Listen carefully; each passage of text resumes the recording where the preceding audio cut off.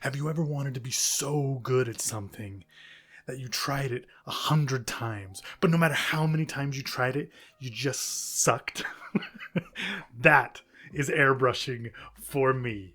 And I tried to make it work. I tried to do things the right way. I watched a million videos, and in the end, I still sucked. But not anymore. And I learned that, oddly enough, it wasn't me that was the problem. Well, kinda. Let's talk about it.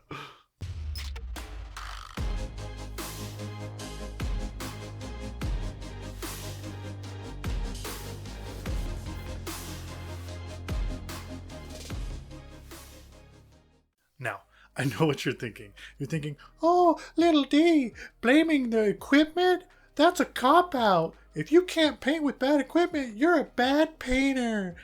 No. Okay, maybe. A little bit. But the truth is that just by changing some equipment, I went from being just terrible and not wanting to airbrush anything to being okay and wanting to airbrush just about anything that I can. And when I'm talking about a piece of equipment, the equipment that I'm talking about is this. This is a portable air compressor, a battery-powered air compressor that I was using because I thought, oh, it's cheap. Okay, and now, I don't want you to think that the point of this video is that you have to spend a lot of money, because you don't, and I'll get into that. But I wanted to try airbrushing, and I found the Deep Depth. Yes, that is the name of this airbrush. And it was like $30. And I thought, I can try out airbrushing for $30. No, I'm not going to go out and spend $300 on a compressor and another $300 on an airbrush. I'm not made of money. I'm just made of fat and skin. Okay, and I thought this will be a great starting off point. And the funny thing is that I was able to paint a lot of things with it. I mean, I have a whole video on the Deep Depth and how I thought it's a great starting tool. And I'll post that here. But the truth is, if I had started with the compressor that I have now, I would have been airbrushing a lot more than I have in the past year, because my experiences with the Deep Depth airbrush were terrible. And I kid you not, that is all that I changed. I changed the compressor out, and then all of a sudden the paints that I had been using before that weren't working started to work. The airbrush is the same airbrush that I've been using and trying to use for the last year. It is all a problem of pressure. Yes, this thing says it does 30 psi, okay? But it does a constant amount. You can't change it, you can't alter it, and there's no way to tell what it is unless you have some sort of like special tool for, gauging pressure, or a pressure gauge is what they're called. And so I went out and I bought last week a compressor, okay? And it's a $67 compressor on Amazon. And there are two things about it that are important. First is it allows me to change the pressure. If I want it to be 20 psi, I can do 20 psi. If I want it to be 50 psi, I can do that. It's magic. Are those things critical for you to know? No, they're not. I'm not going to tell you you have to airbrush at this specific psi. Everything in this hobby is dependent on what you like and how you like it. So knowing that it's in between those two, that's all that matters. And then the other thing is that it's super quiet. I can have it under my desk, and my kids are asleep in the other room, and I've got my mask on, this one that I wear when I airbrush, and it doesn't wake them up, and I can paint whatever I want, no matter how big it is, and I can airbrush it and just enjoy that process. So no, I'm not going to tell you just to go out and get a compressor. I'm actually going to show you some things that will help in your airbrushing journey. And the first thing that I want to explain is that if you think you can't airbrush because you don't have special airbrush paints, you're wrong. And what I mean by that is P3 paints.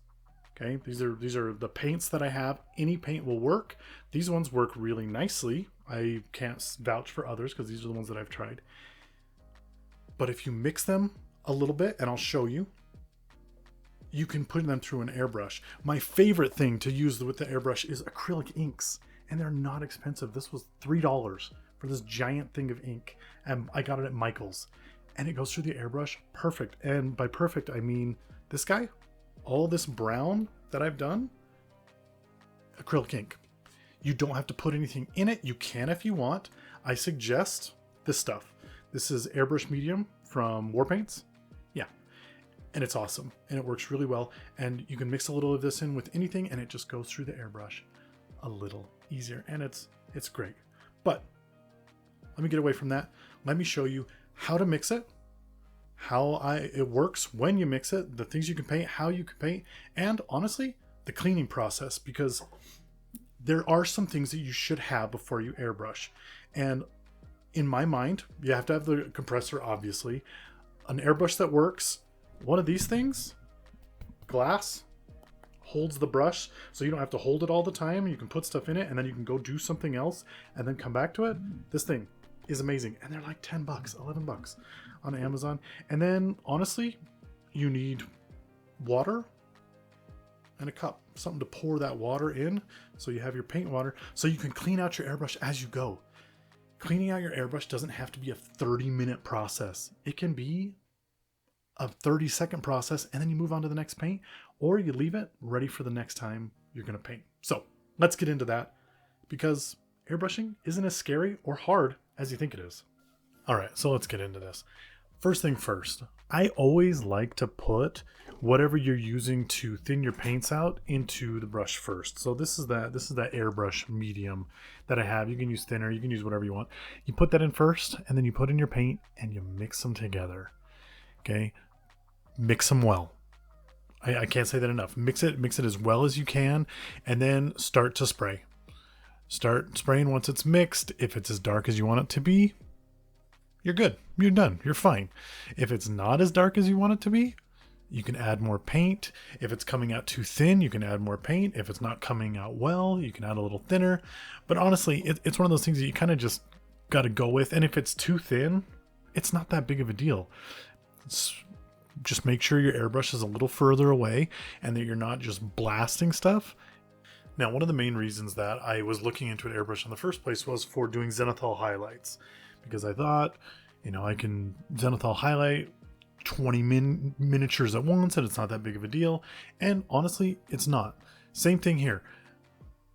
White paint, thin down. You can put that as your Zenithal right on top of your primer.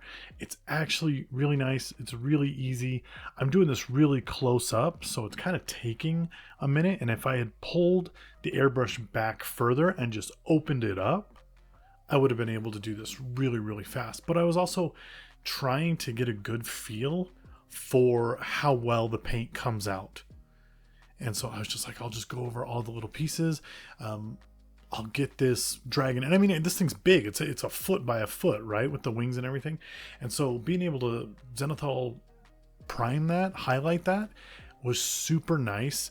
And honestly, it probably only took about 5 minutes to do it. So I was super, super happy with it.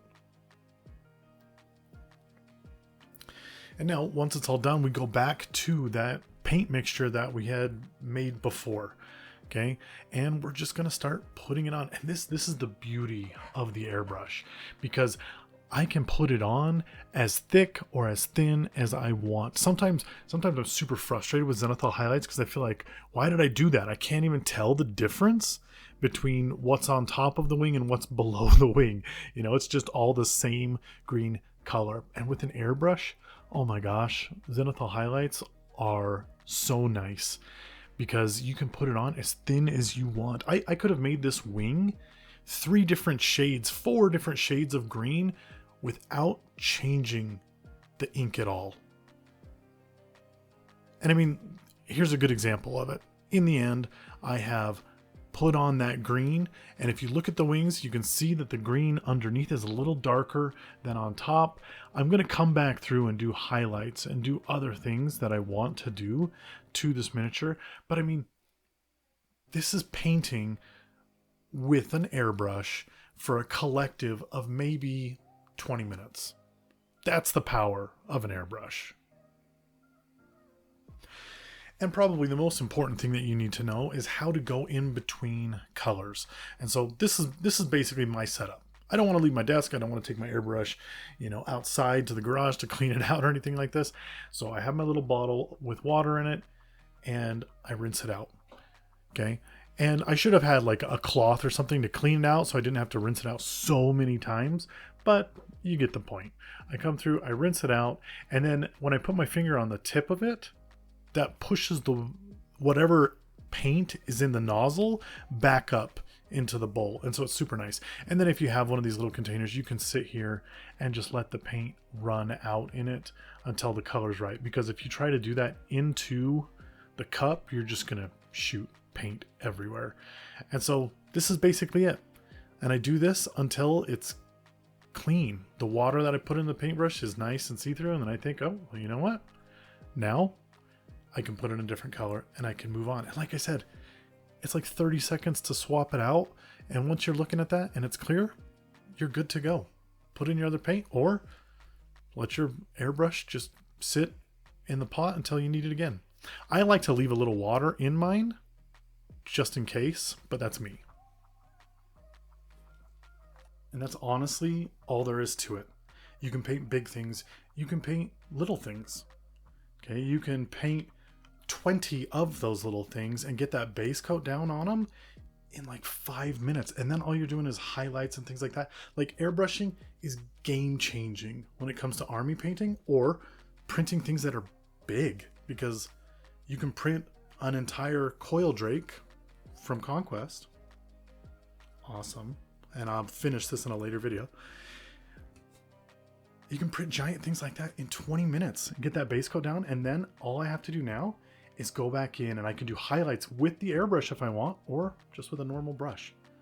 So everything has changed. Everything is easier and it's better. And it's all because, yeah, I got a little bit better of a compressor than the deep depth battery one. And it's crazy how I can see how bad this was now that I'm not using it and everything is just working. Like, it's crazy. And maybe that has to do with P3 paints too.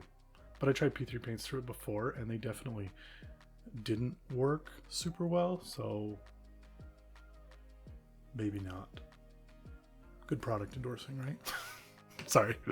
I love those paints. I think they're great. Anyway, if you like that, if you want to see these things that I am airbrushing on my channel, please like, please subscribe. I'm trying this whole new thing where I'm trying to be more myself in my videos, which could be terrible, but I hope it works out for the best. So we'll see. Anyway, if you like it, like, subscribe, click that little bell. You'll be notified of my videos when they come out. I put out stuff every week and I would love to have you along for the ride and hear what you have to say.